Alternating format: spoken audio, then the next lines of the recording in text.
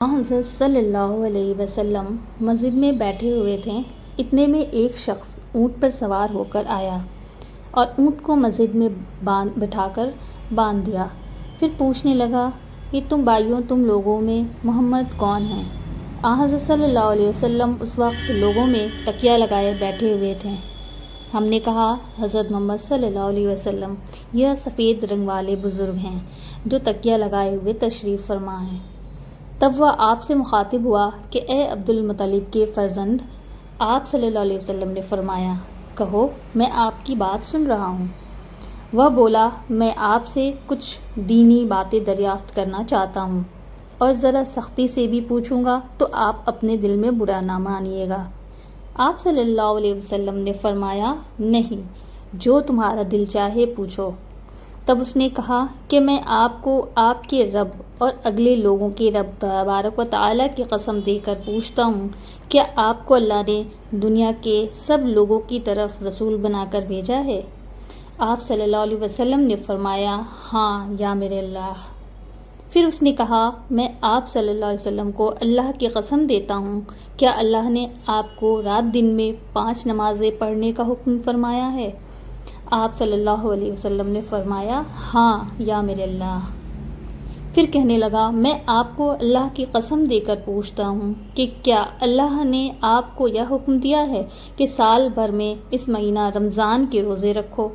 آپ صلی اللہ علیہ وسلم نے فرمایا، ہاں یا میرے اللہ۔ پھر کہنے لگا، میں آپ کو اللہ کی قسم دے کر پوچھتا ہوں کہ کیا اللہ نے آپ کو یہ حکم دیا ہے کہ آپ ہم میں سے جو مالدار لوگ ہیں ان سے زکوٰۃ وصول کر کے ہمارے محتاجوں میں بانٹ دیا کریں؟ حضرت صلی اللہ علیہ وسلم نے فرمایا، ہاں یا میرے اللہ۔ تب وہ شخص کہنے لگا، جو حکم آپ صلی اللہ علیہ وسلم اللہ کے پاس سے لائے ہیں میں ان پر ایمان لایا، اور میں اپنے قوم کے لوگوں کا جو یہاں نہیں آئے ہیں بھیجا ہوا تحقیق حال کے لیے آیا ہوں۔ صحیح بخاری، حدیث نمبر 63۔ ایک مرتبہ رسول اللہ صلی اللہ علیہ وسلم مسجد میں تشریف فرما تھے اور لوگ آپ صلی اللہ علیہ وسلم کے ارد گرد بیٹھے ہوئے تھے کہ 3 آدمی وہاں آئے۔ ان میں سے 2 رسول اللہ صلی اللہ علیہ وسلم کے سامنے پہنچ گئے اور ایک واپس چلا گیا۔ پھر وہ دونوں رسول اللہ صلی اللہ علیہ وسلم کے سامنے کھڑے ہو گئے۔ اس کے بعد ان میں سے ایک نے جب مجلس میں ایک جگہ کچھ گنجائش دیکھی تو وہاں بیٹھ گیا، اور دوسرا اہل مجلس کے پیچھے بیٹھ گیا، اور تیسرا جو تھا وہ لوٹ گیا۔ تو جب رسول اللہ صلی اللہ علیہ وسلم اپنی گفتگو سے فارغ ہوئے تو صحابہ رضی اللہ عنہ سے فرمایا کہ کیا میں 3 آدمیوں کے بارے میں نہ بتاؤں؟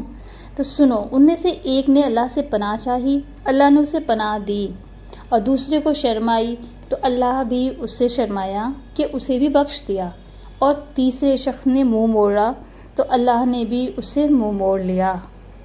صحیح بخاری، حدیث نمبر 66۔ رسول اللہ صلی اللہ علیہ وسلم اپنے اونٹ پر بیٹھے ہوئے تھے اور ایک شخص نے اس کی نکیل تھام رکھی تھی۔ آپ صلی اللہ علیہ وسلم نے پوچھا، آج یہ کون سا دن ہے؟ ہم خاموش رہیں، حتیٰ کہ ہم سمجھیں کہ آج کے دن کا آپ کوئی دوسرا نام اس کے نام کے علاوہ تجویز فرمائیں گے۔ پھر آپ صلی اللہ علیہ وسلم نے فرمایا، کیا آج قربانی کا دن نہیں ہے؟ ہم نے عرض کیا، بے شک۔ اس کے بعد آپ صلی اللہ علیہ وسلم نے فرمایا، یہ کون سا مہینہ ہے؟ ہم اس پر بھی خاموش رہیں اور یہی سمجھیں کہ اس مہینے کا بھی آپ اس کے نام کے علاوہ کوئی دوسرا نام تجویز فرمائیں گے۔ پھر آپ صلی اللہ علیہ وسلم نے فرمایا، کیا یہ ذو الحج کا مہینہ نہیں ہے؟ ہم نے عرض کیا، بے شک۔ آپ صلی اللہ علیہ وسلم نے فرمایا، تو یقیناً تمہاری جانیں اور تمہارے مال اور تمہاری آبرو تمہارے درمیان اسی طرح حرام ہیں جس طرح آج کے دن کی حرمت تمہارے اس مہینے اور اس شہر میں ہے۔ پس جو شخص حاضر ہے اسے چاہیے کہ غائب کو یہ بات پہنچا دے، کیونکہ ایسا ممکن ہے کہ جو شخص یہاں موجود ہے وہ ایسے شخص کو یہ خبر پہنچائے جو اس سے زیادہ یاد رکھنے والا ہو۔ صحیح بخاری، حدیث نمبر 67۔ عبداللہ ابن مسعود ہر جمعرات کے دن لوگوں کو وعظ سنایا کرتے تھے۔ ایک آدمی نے ان سے کہا، اے ابو عبد الرحمن، میں چاہتا ہوں کہ تم ہمیں ہر روز واعظ سنایا کرو۔ انہوں نے فرمایا تو سن لو کہ مجھے اس امر سے کوئی چیز مانع ہے تو یہ کہ میں یہ بات پسند نہیں کرتا کہ کہیں تم تنگ نہ ہو جاؤ، اور میں واعظ میں تمہاری فرصت کا وقت تلاش کیا کرتا ہوں، جیسا کہ رسول اللہ صلی اللہ علیہ وسلم اس خیال سے کہ ہم کبیدہ خاطر نہ ہو جائیں، واعظ کے لیے ہمارے اوقات فرصت کا خیال رکھتے تھے۔